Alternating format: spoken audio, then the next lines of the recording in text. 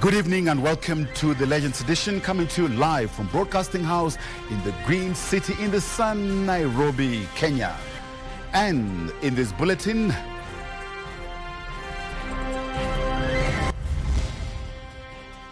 Pope Francis' final act. Pope Francis breaks tradition as he is buried outside the Vatican walls, with thousands attending his funeral in Rome. Unethical and unlicensed. KMPDU alleges foreign doctors whose licenses were revoked are being employed in some private and mission hospitals. Dirty land deals. Clean sweep. Interior CS Kipchumba Murkomen in Machakos linked to the squatter crisis.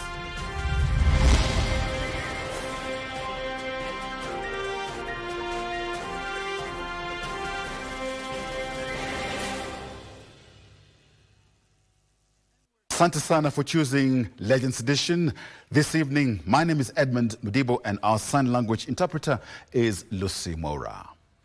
Over 250,000 mourners from every corner of the world flooded St. Peter's Square, gathering beneath Rome's spring skies to say goodbye to Pope Francis, the 88-year-old,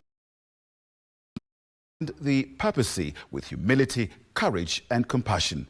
In a solemn liturgy led by Cardinal Giovanni Battista Re, hundreds of religious leaders joined heads of state, including US President Donald Trump, to honor a man whose reach spanned faiths and borders alike.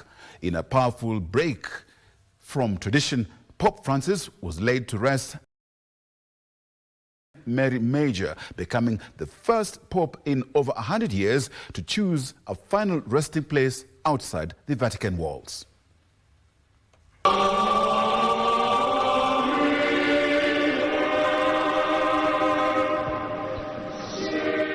They came by foot, by bus, by prayer to the heart of Vatican City.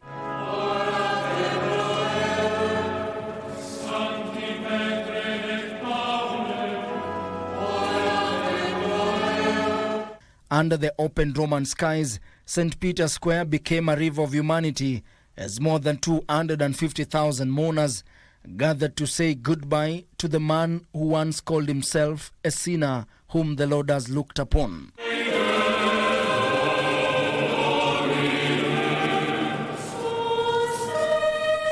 Security around the Vatican was unprecedented, with Italian authorities deploying more than 2,500 police officers and 1,500 soldiers, closing the airspace above Vatican City. Omnibus malis, da propitius pacem in diebus nostris. Cardinal Giovanni Battista Re presided over the solemn Requiem Mass, his voice breaking at times as he honored a life that redefined leadership with compassion. Behind him, a sea of red-robed cardinals, bishops, priests, and a sea of ordinary faithful stretching beyond the colonnade.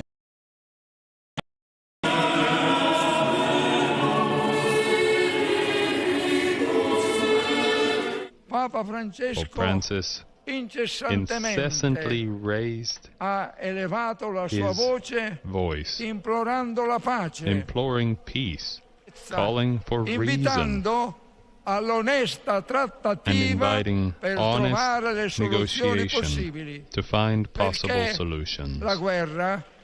As the homily echoed across the square, Cardinal Re spoke of Francis' tireless fight for peace, dignity, and the forgotten. Che ci assicura che l'esistenza umana non termina nella tomba, ma nella casa del Padre, in una vita di felicità. Among the sea of mourners, global power players stood in quiet solidarity. US President Donald Trump, French President Emmanuel Macron, Ukraine's President Volodymyr Zelensky, Prince William, and dozens of other leaders, their differences set aside for one shared farewell.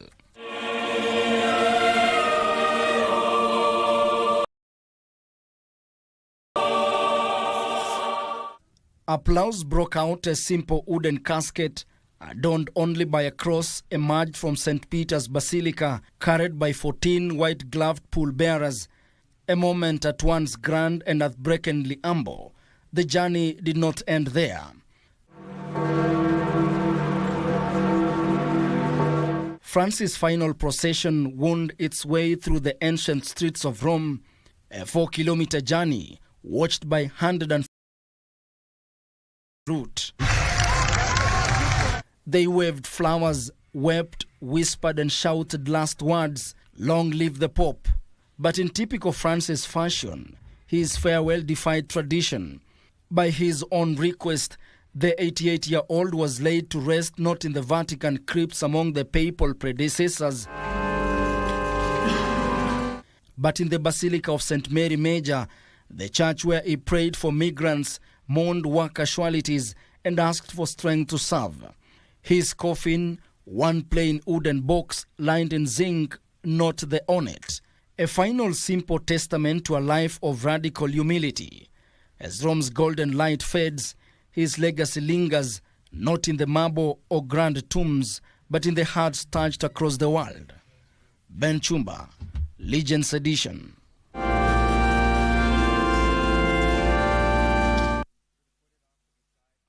May the soul of Pope Francis rest in eternity.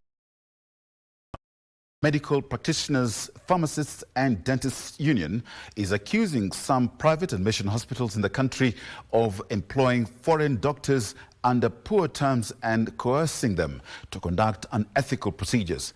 KMPDU Secretary General Dr. Davji Atela alleges that some of the foreign doctors operating in Kenya have had their licenses revoked in their countries. He wants the Kenya Medical Practitioners and Dentists Council to crack the whip on such elements to guarantee safety of Kenyans in need of health services.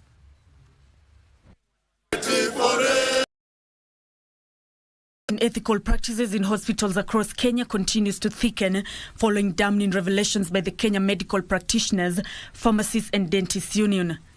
According to KMPDU, a section of private and mission hospitals are declining to hire local doctors and instead recruiting foreign doctors who can be easily manipulated into engaging in unethical practices such as organ harvesting. We've learned that these private hospitals and these mission hospitals have perfected the art of casualization, the art of importing the foreign doctors into their hospitals, confiscating their passports, and then employing them in very deplorable and variable situations. Are being coaxed to doing all these unethical procedures. Atela is alleging that these hospitals are using the foreign doctors who are often not regulated. These unethical issues, or to do the organ trafficking the way it has been reported in Medihill, they are not at a bigger loss than the local doctors. Why? Because at local doctor, your license will be stopped with KMPDC. But for these doctors, they have to do everything that these employers are demanding. In our culture, we say that fisi ya kwenu haikukuli kumalize. A Kenyan doctor cannot sit where an underage kid has their kidneys being harvested and stolen. It's only a foreigner who knows that after they mess up, they take off. The union is further accusing the Kenya Medical Practitioners and Dentists Council of abetting the behavior through inaction. We have seen recently reported also where a fertility hospital has been set up in Parklands with the same individuals that were banned in India. This shows a lot of laxity from the KMPDC. As a patient, you have no powers to ask a doctor their licenses or qualifications. We are assuming that a body being run by taxpayers' money has done their part.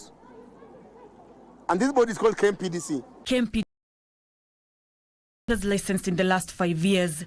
In the last 10 years, the country has employed more than 1,300 foreign doctors. We have no problem of employing foreign doctors, but we have a problem of employing foreign doctors in exploitative terms. Health Cabinet Secretary Edmund Medical Practitioners and Dentists Council to immediately halt the licensing of new foreign medical practitioners, with the exception of those from the East African Community member states. The CS also instructed of all currently licensed foreign practitioners in Kenya and submit a comprehensive report to his office within Legends Edition. The government has declared an all-out war on land cartels who've been linked with the growing squatter crisis in Machakos County. Speaking after presiding over the Jukwaa la Usalama Security Forums in Machakos Town, Interior CS Kipchumba Murkomen revealed that the top government officials, politicians, police officers, land officers and criminal gangs are among perpetrators of illegal land dealings, which have rendered Mavoko Sub-County a major hideout for criminals. With land grabbing emerging to be the leading security concern in Machakos County, a recent incident where over 20 families of Ngelani in Mavoko Sub-County were left homeless in a night invasion by a hired gang. We were ambushed at 2 in the morning, no notice, nothing. No one said anything. We tried to ask the police officers who were here what reason they had. And for the people who were asking what was happening, they were being arrested. The government is fueling the issue without fear or favor. Interior Cabinet Secretary Kipchumba Murkomen says that Machakos' proximity to Nairobi has made it an attractive target for organized criminal networks, including government officials, politicians, police officers and land officers responsible for orchestrating land invasion. Land is the biggest threat to security in Machakos County.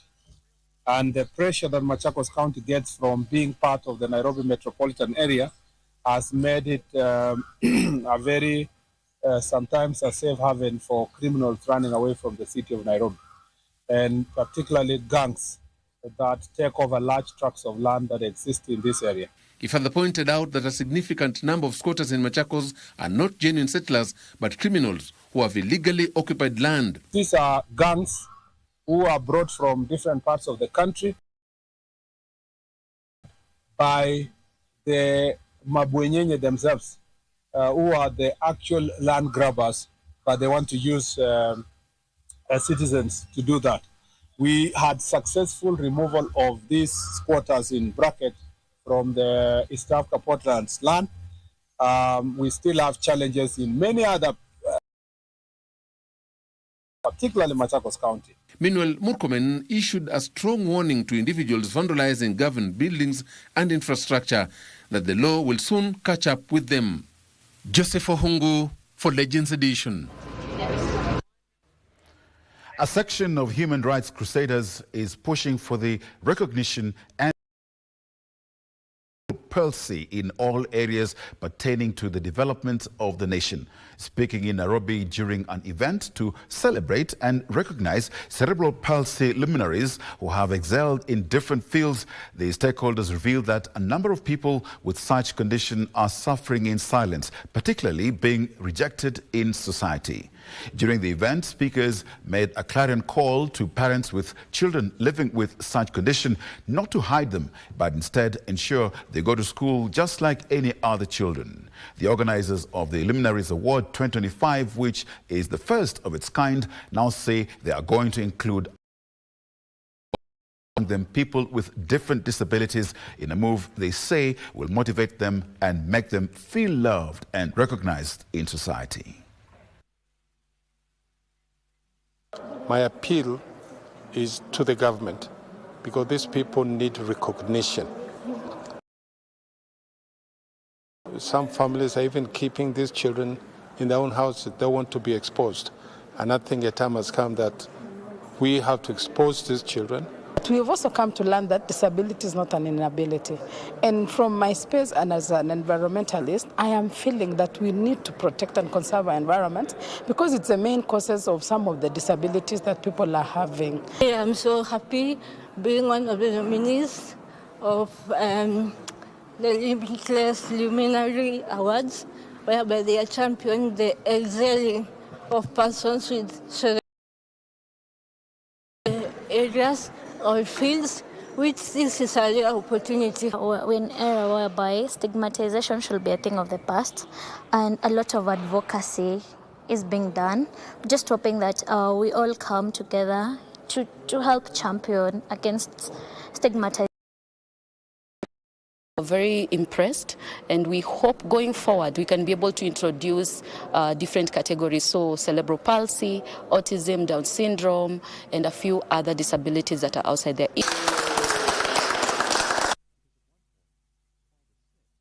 The Sauti Sacco has announced plans to extend its membership beyond its traditional base, which has predominantly included members from the Kenya Broadcasting Corporation, that is KBC, and other ministries. Through its chairman, Edmund, the Sacco's leadership has also reiterated its commitment to ensure a smooth enrollment of new membership and enhance access to loans for the newly registered members. Speaking during the annual delegates meeting in Nairobi, the Sacco's chairman, Edmund, has reaffirmed the leadership's commitment to enhancing the enrollment of new members into the Sacco. While the Sacco was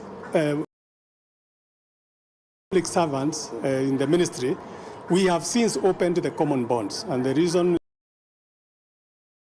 attract more people and as many people as possible, including our own family members who are not even on payroll. The move will see the registration of membership beyond its traditional base, which has for the longest time included only members from the Kenya Broadcasting Corporation and other ministries.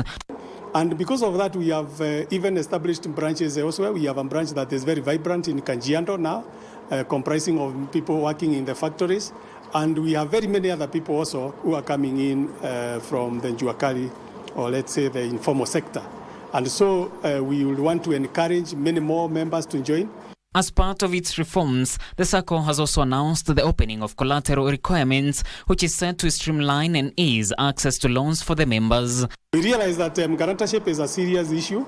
Members are not able to get guarantors quickly, or especially those who are outside the common bond.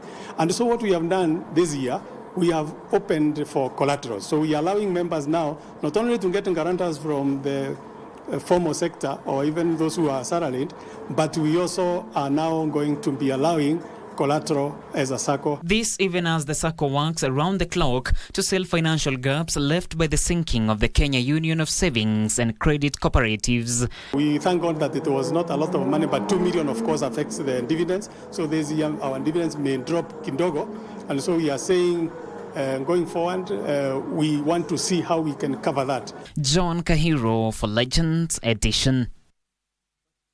Well, it's time now for our very first break. We beseech that you stay with us. Plenty more on the other side.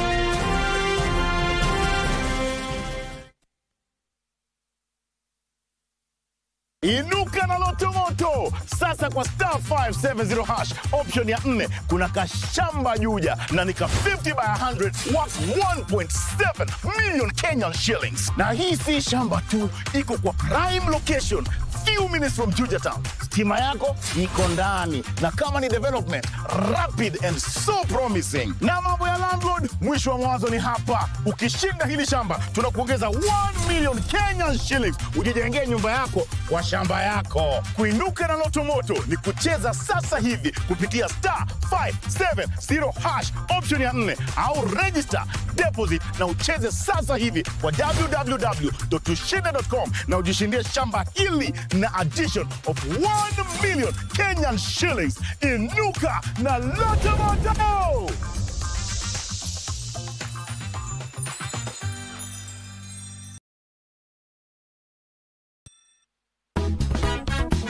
And this organization offers very, very crucial support, especially to grassroots communities, to enable GBV survivors to live a dignified and an empowered life. This refers to those acts or types of behaviors that more or less perpetuate violence or abuse. And he beat me up to a point where I went to hospital. So you have to assess the situation. Some of the cases may be, it is a risky situation. The quick thinking of me locking saved me. Because when he came and he started breaking the window panes and saying, tonight I'm going to kill you. Inform her that you need to go and report. You have an OB. That is the first case. Because you have to report. If it is an issue of going to the hospital, then you take her along. We champion for gender-based violence issues, the concern.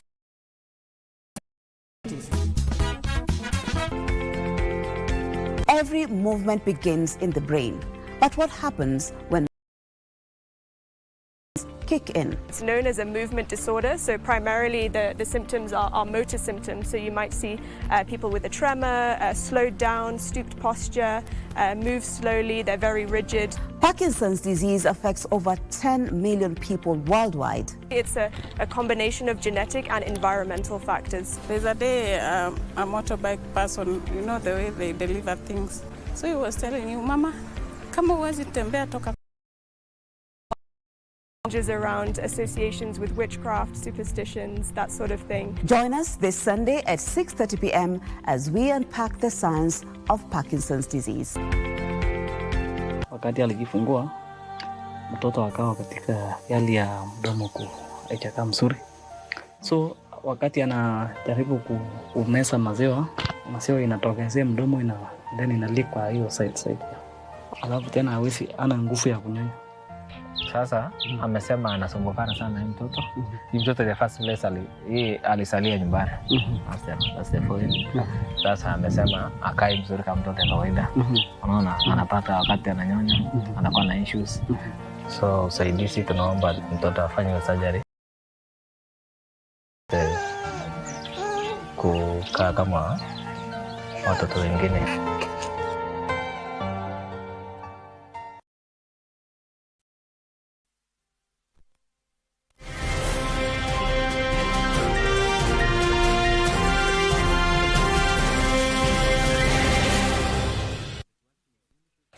Welcome back and thank you for keeping it legendary. Medical professionals is calling for a speedy resolution of genetically modified food crops court cases to enhance the country's nutrition needs. Nurses drawn from different hospitals and health lecturers say biotech is needed in developing medicines and improving action. Appeal decision to rule against the government's resolve to lift the ban on genetically modified organisms in March this year. Genetically modified food or products, including the vaccines, the drugs, have been with us for quite some time, and they are really important that we can run away from it. A section of nurses and health professionals are calling for the speedy resolution of the legal challenges to allow the use of biotech in food production. We talk about the people in the medics in the hospital. We also talk about people in the laboratories who are supposed to disseminate the technology to other people. The medics say biotech is essential in developing some key pharmaceutical products. Because this is the area of the profession where they are already consuming GM products, GM insulin, the GM drugs that are expressed in GMO plants, medicinal plants. According to the practitioners, production of biotech production in the country. And therefore we need to enhance food productivity as it is encapped in the Vision 2030 according to food security, food safety and food sustainability. The health practitioners say genetically modified crops produced in the country have been proven to be safe for consumption. I would say that the causes of cancer are well known to us, and I'd like to clarify to the public at large that GMOs do not cause cancer. For nutritional purposes, we are enhancing nutrition using biotechnology, particularly genetic engineering is used in ensuring safer foods. It remains to be seen if the state will appeal the decision as it plans to increase food production in the country through technology. A section of UDA party leaders from Nairobi, led by Westlands chairperson Betty Adera, has embarked on a recruitment drive aimed at revamping and enlisting. Speaking when they welcomed new party members who defected from different political parties, the leaders said they are fully behind the working pact between UDA and ODM, adding that the move has pacified the country. They also lauded the just concluded China working tour by President William Ruto, which they said was beneficial for the stability of the country's economy.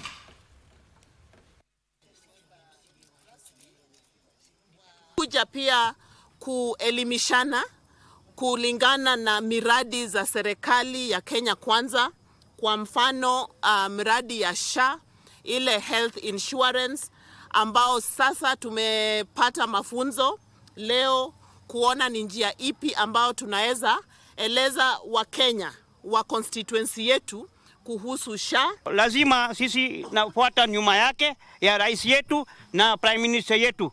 Najua prime minister yetu kisalete broad based. Alete amani. Kuungana pamoja na serikali kuisalete amani kwa nchi yetu. Liver complications are a growing health concern that requires a multi-pronged approach. Liver experts say that undiagnosed hepatitis remains one of the leading causes of liver disease, often progressing to severe conditions such as liver cancer. With shortage of specialized personnel and lack of advanced facilities for liver transplants in the country, access to proper medical interventions is minimal, with more abroad, which is often very expensive. Patients suffering from advanced liver disease face a harsh reality. I developed blisters on my hands, my palms and my legs. So I could not walk, I could not eat, I had to be supported to eat. And since it was very harsh, I took the chemo medicine continuously for like 3 months.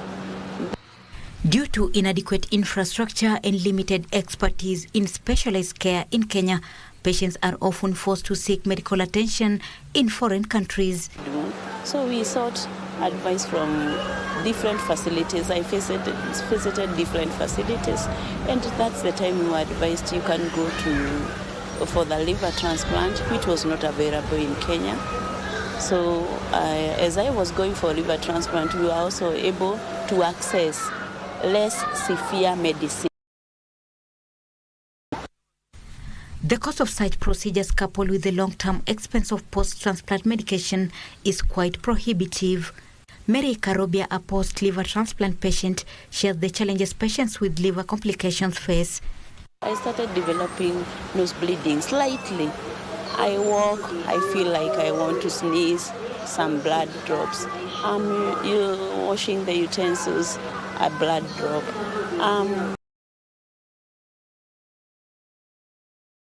This might be COVID. So I went to the hospital only to realize that the hepatitis have come back, this time affecting the liver, such that when I did the ultrasound, they already saw that I had severe liver fibrosis. Diagnosed with hepatitis, her condition deteriorated into liver cancer, leaving a transplant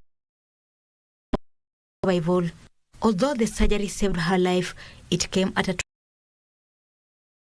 rely on lifelong medication. Dr. Christopher Opio, a consultant gastroenterologist and hepatologist at the Aga Khan Hospital, says most complications for liver diseases are either caused by infections, hereditary disorders, obesity, and alcohol abuse.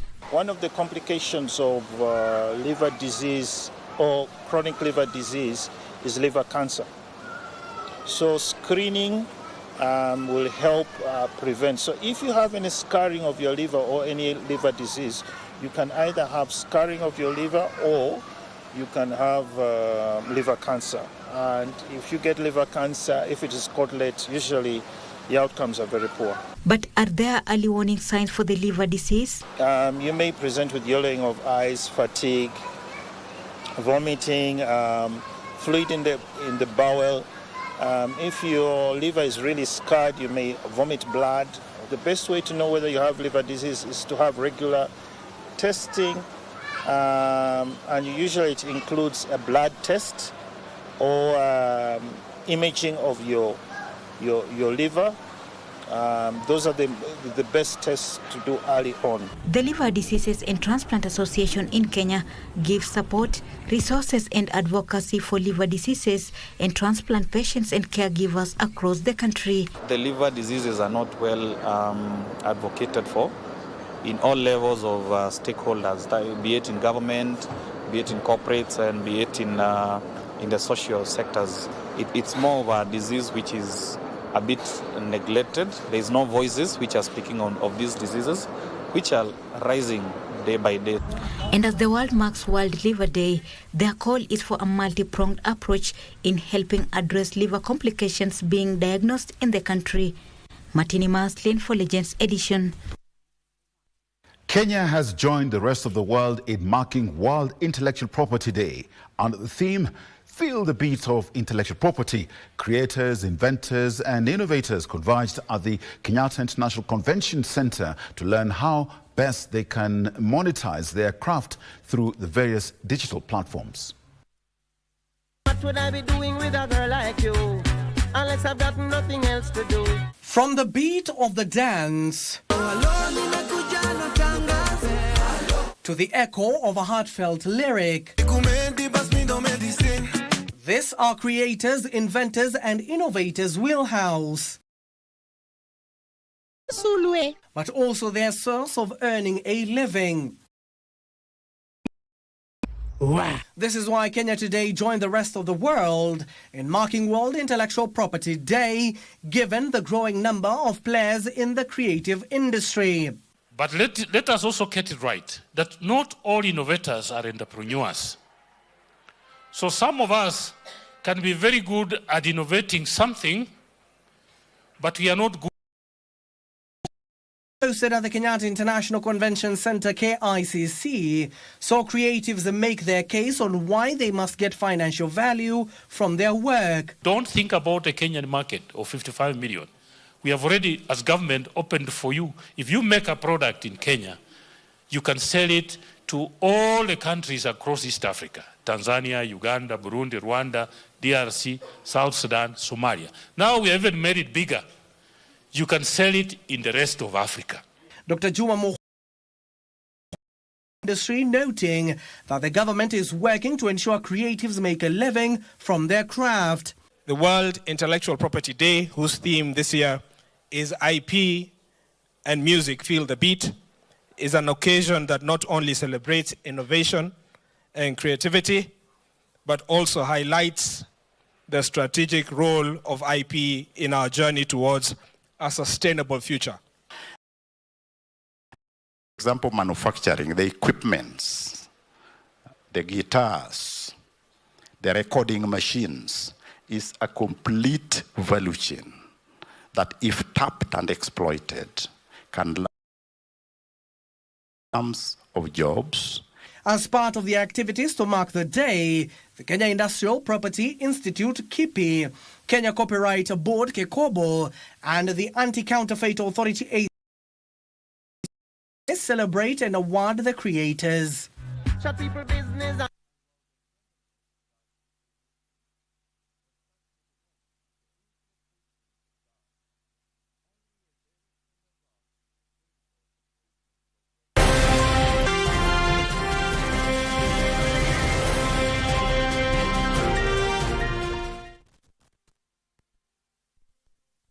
Kupitia star 570 hash tunakupa nafasi ya kuchomoka na this beautiful Mazda Demio.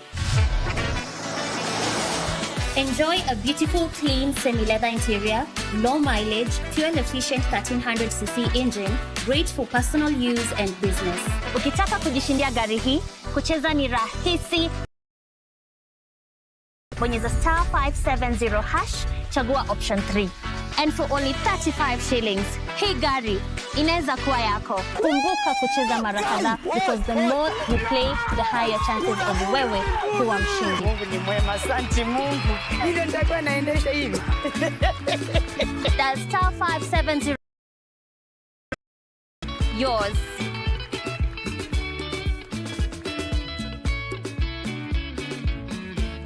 Cheza Loto Moto.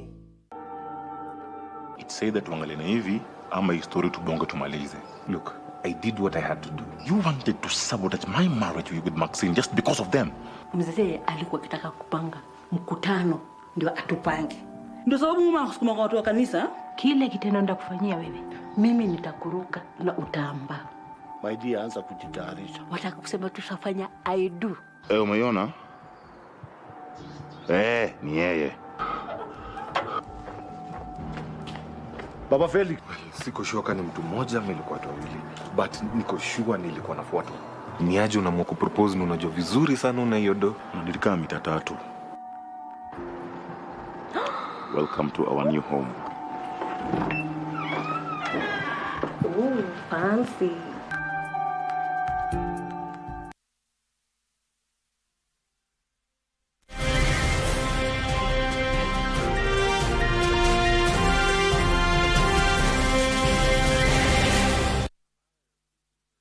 Deputy President Kithure Kindiki has urged leaders and residents from the government's development agenda. Speaking at Kibigoti Market in Ndia constituency, Kirinyaga County, the DP said he was deeply troubled to witness locals turning against each other and damaging property due to political differences. Kindiki Kwanza administration is committed to delivering on the pre-election pledges it made to the region. He urged both the leaders and citizens to prioritize unity and development over political wrangles. Kindiki spoke when he conducted an impromptu inspection of the government's economic stimulus projects in Kirinyaga County.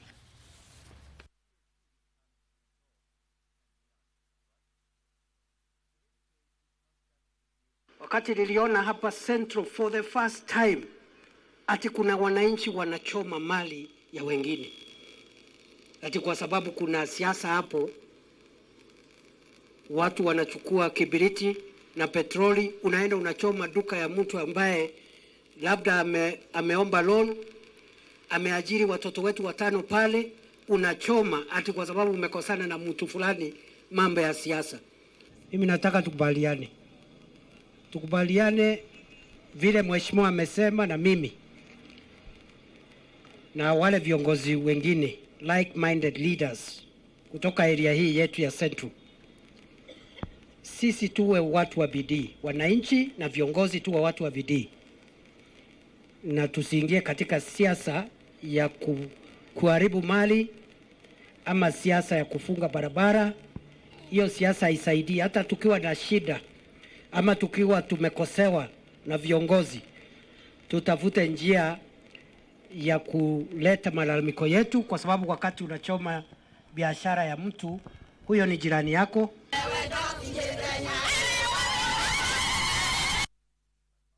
The National Cohesion and Integration Commission, NCIC, has vowed to take stringent action on leaders fanning tensions among Kenyans by sowing seeds of discord. During a community dialogue meeting held in Samburu and Kilifi County, the Commission says it's pushing for the amendment of the National Cohesion and Integration Commission Amendment Bill 20 to deal more decisively with individuals who disrupt peace. The National Cohesion and Integration Commission now says it's keenly following on the National Cohesion and Integration Commission Amendment Bill 2023, currently before the National Assembly. The bill, once approved, it will empower the Commission to fulfill its mandate and give it teeth to bite. Speaking in Kilifi County, NCIC commissioners, who are accompanied by a section of MPs from the Cohesion Committee in the National Assembly, emphasized on the need for all leaders to be ambassadors of unity in the country. Wakulima kidogo kuna kutoheshimiana, ndio shida mingi inaletwa. Pengine mtu wa ngombe amekosea akaweka ngombe kwa shamba, mkulima anachukua panga na kata ngombe. Sisi kama tume tulisema tume na kamiti letu wasikize pia na sisi wasikize, ndio tupate njia mwafaka. During the session, NCSC officials and Magarini Assistant County Commissioner Joshua Lentoi said local security committee had come up with ways of addressing grazing disputes. Wakulima pia wapatiwe nafasi ya wakati watapanda watengeneze chakula mpaka ifike mahali mimea imemea mpaka wakivuna, ndio wafugaji wakuwe allowed kukuja kukula hizo labda majani ambazo zimebaki kwa chakula. Letu ni kumake sure kwamba mikakati ambazo tunaweka zitafuatiliwa na root causes ambazo zinaleta hii shida katika jamii, hizi jamii mbili, tupate suluhu mwafaka.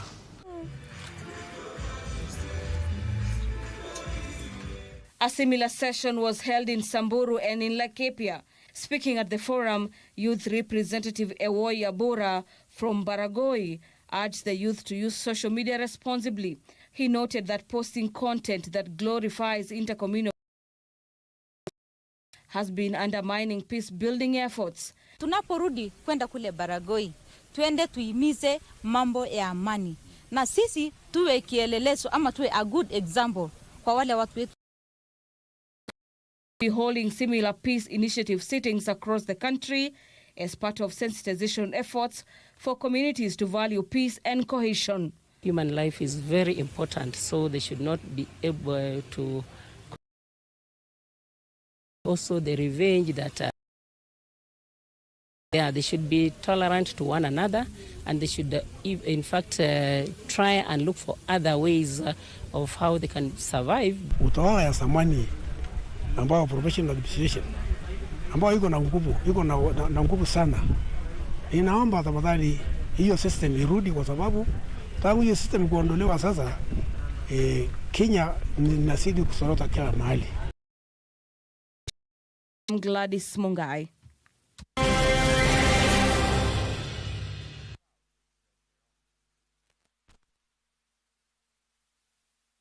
Jet A1, cheza avion.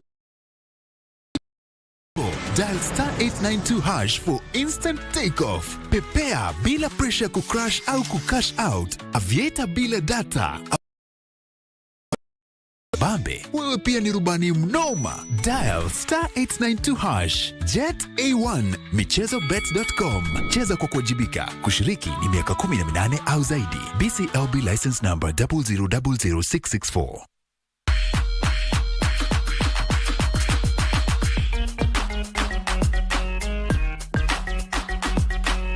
I thought him as a friend because okay, he's a jovial person. Yeah, alikuwa among the friends. Yeah. But now hata ikaenda mpata so wakati tuko naye you feel more free than our marafiki wengine.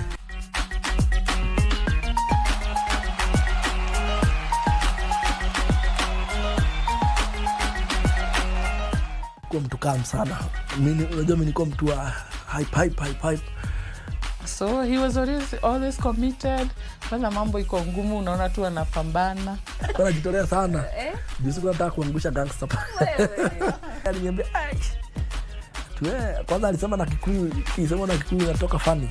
Very lucky. Who's most likely to snore the loudest?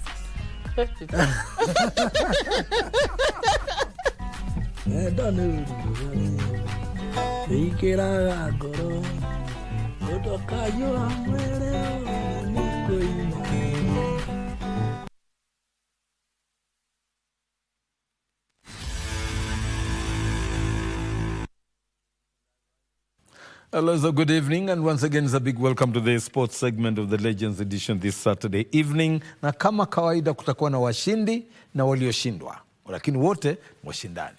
Karibu. Now, Kenya's junior starlets will return home tomorrow afternoon from Cameroon, where they lost their World Cup. Junior starlets lost the second leg 3-1 in Yaoundé to bow out on a 4-1 aggregate loss after losing 1-0 in Nairobi last Sunday in the Africa World Cup qualifiers. Let's take a look.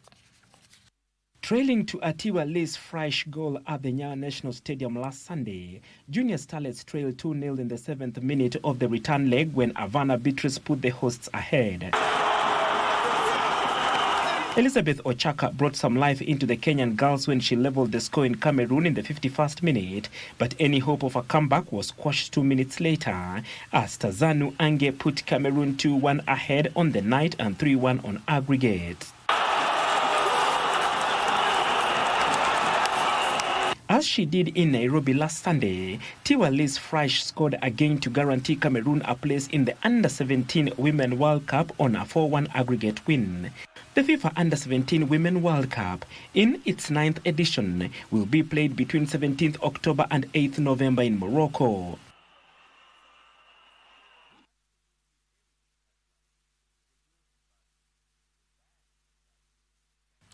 On a week, Kenya became the first athlete to break the 30 minutes in a women-only 10-kilometer race on Saturday, clocking 29 minutes and 27 seconds at the Adizero Road to Records event in Herzogenaurach, Germany on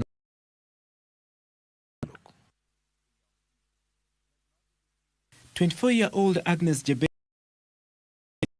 kilometer in a mixed race of 28 minutes and 46 seconds was in command, winning by more than 1 minute. Get it, comes towards the line, 29.15 on dominated this field. She's lapped several athletes. This has been an astonishing run. It is indeed a world record here at the Adizero 2025. Race to records, and she has done it. Unofficially there, Agnes Nigetic, around 29-23, something like that. She collapses to her knees. I'm so excited.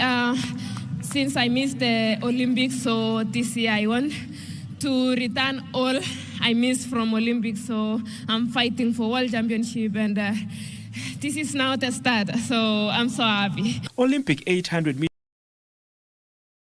finish in the men's mile to beat a high-quality field in a Kenyan record time of 3 minutes 52.45 seconds, putting him third on the world all-time list. Powering towards the line here, Hans Kessler in second place, but watch the clock, it is going to be tight for the world record, 48, 49, 50, it may be a world record here, it's very, very tight indeed, hard to tell, the clock over ahead of the finish line looked like it was a second or two ahead from what I recorded. There was another repeat winner in the women's mile as Nelly Chepchirchir successfully defended her title in 4 minutes and 23 seconds. It looks relaxed for my money. Watch the clock, it's not on screen, I can tell you it's 4:18, 19, 20, 21. She's just missed the world record, can you believe? Goodness me, I'm not sure she knew it.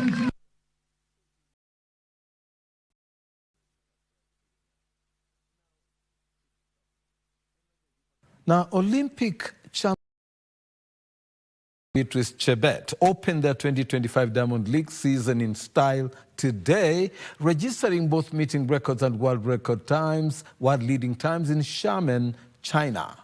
Let's take a look. Meters and a possible world record attempt.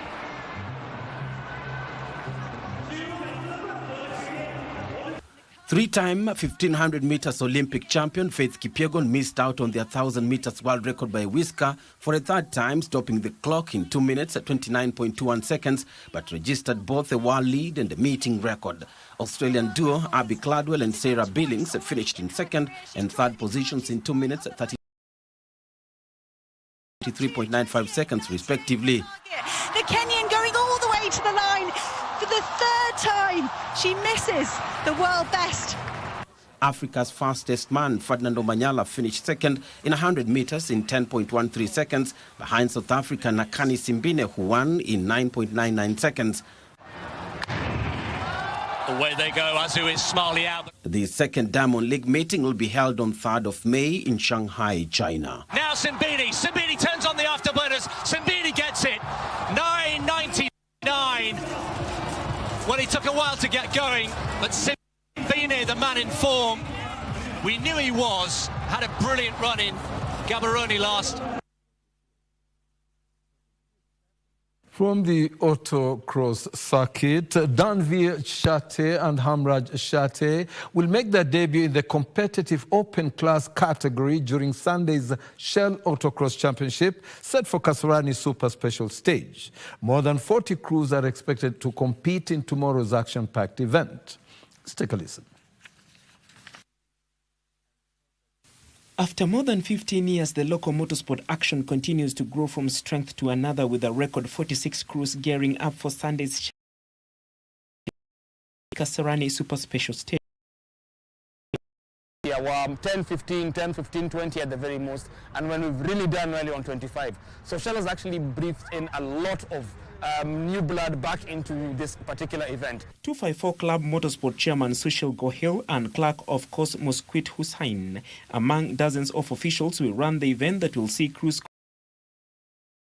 the prize-giving ceremony slated for Sunday afternoon. The event will also see the debut of Danveer Chate and Hamraj Chate, who are set to compete in the highly competitive open class category, jostling for the top honors with Neil Gohil, who has racked up 2 victories this season. Last time we performed very well. We got good points. We want to keep on improving our points. We will be competing on the two-wheel drive category. Our car is the Toyota Run X. And yeah, we did WRC, we were happy, and this is the first rally after the WRC to see if the car is still together. Vivo Energy Kenya commercial manager Mark Senteu lauded the crews ahead of the event, urging motorsport fans to turn up in large numbers at Kasarani to support the crews in the thrilling event. Shell has come out in a big way, and we're very grateful for that. They're sponsoring this event, which is something that we are grateful for, like beyond even words. And they also sponsored us, the mom and daughter team, during WRC Safari Rally this year. And the support has been immense. The Autocross and Autocross Plus action will see crews competing in the 5 kilometers and 7.5 kilometer tracks.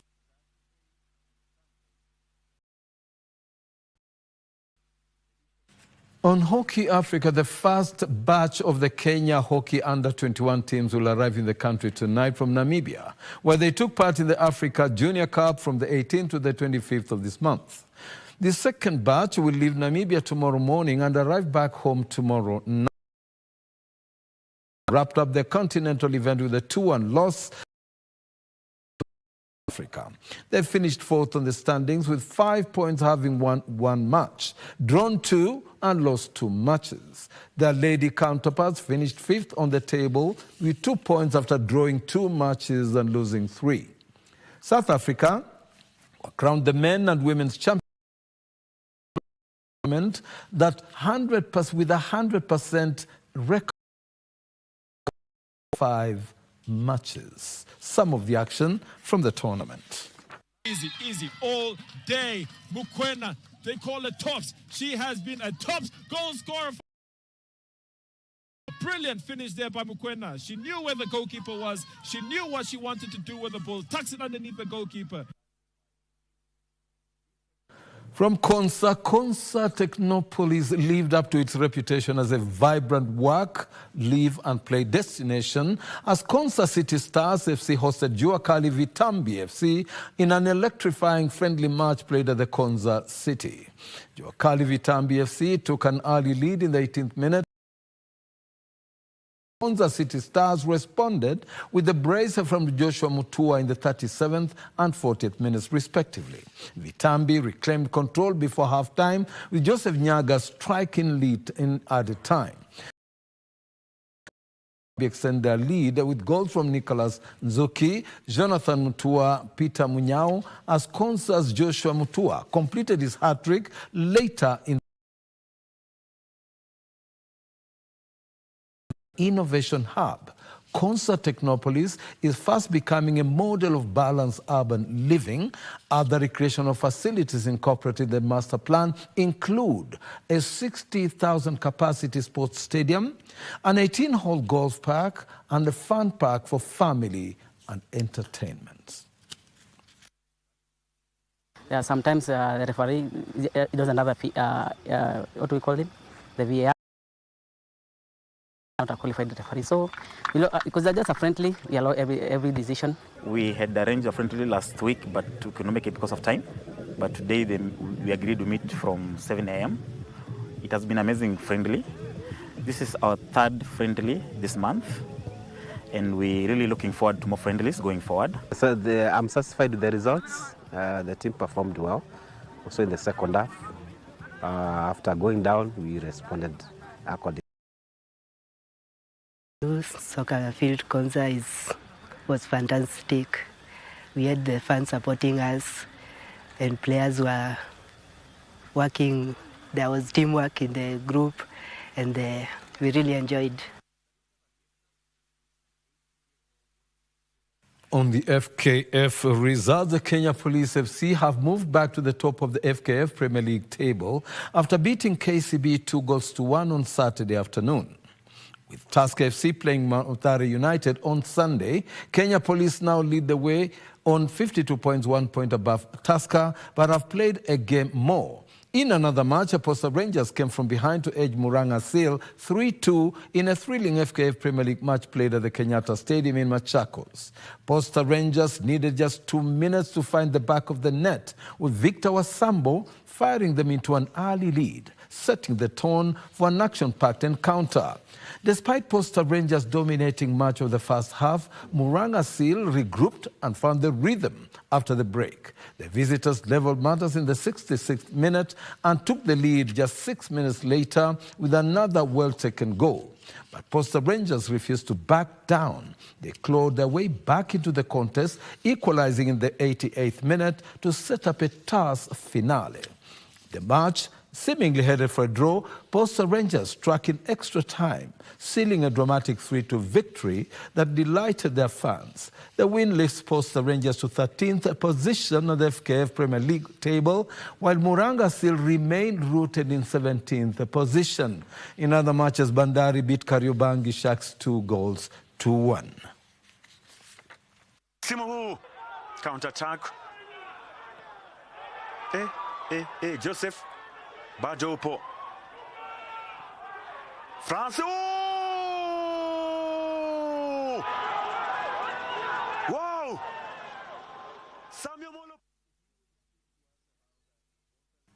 Now, on a somber note, Deputy Chief of Staff in charge of Performance and Delivery Management in the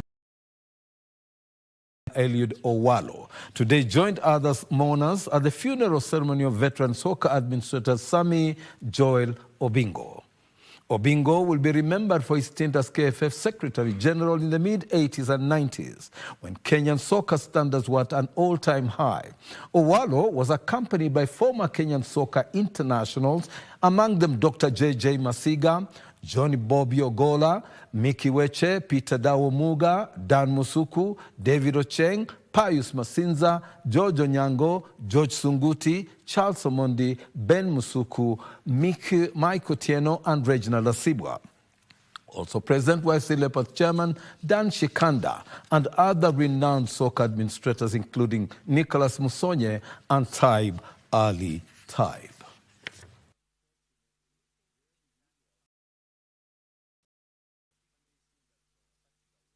Condolences to the family of Sami Joel Obingo, a great administrator.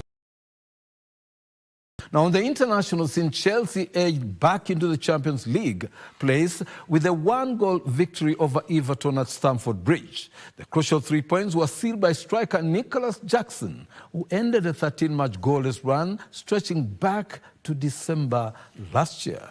Let's take a look. Albeit Everton today without Tarkowski, and already a foul, Beto catching Cucurella.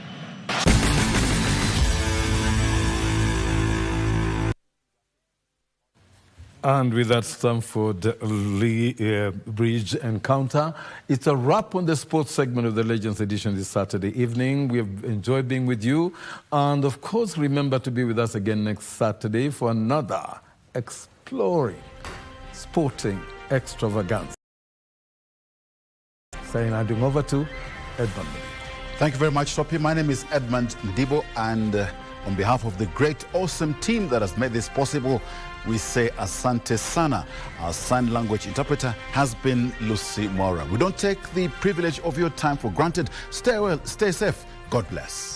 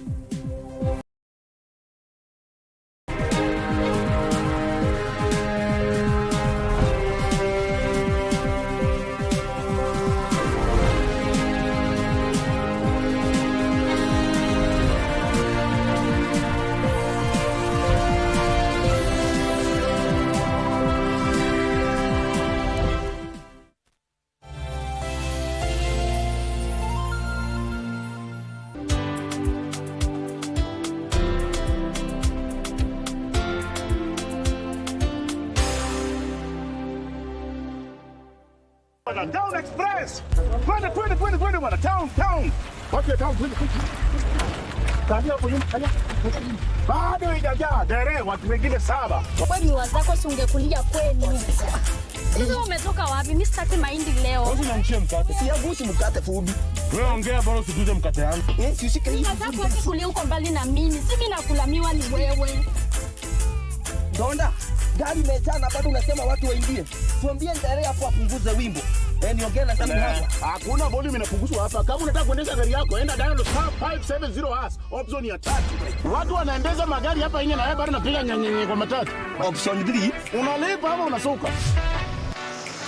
Comfort yako iko kwa *570#. Option 3, Master Genio moja safi, reliable, modern safety and security features. Cheza mara kadhaa ujaze entry tickets zako kwenye draw ili uimarishe uwezo wa kushinda. Mshindi tunamtangaza 27th of April na gari tutakufikishia. unaenda ama wewe? Mimi sindi na madri nishainuka na *570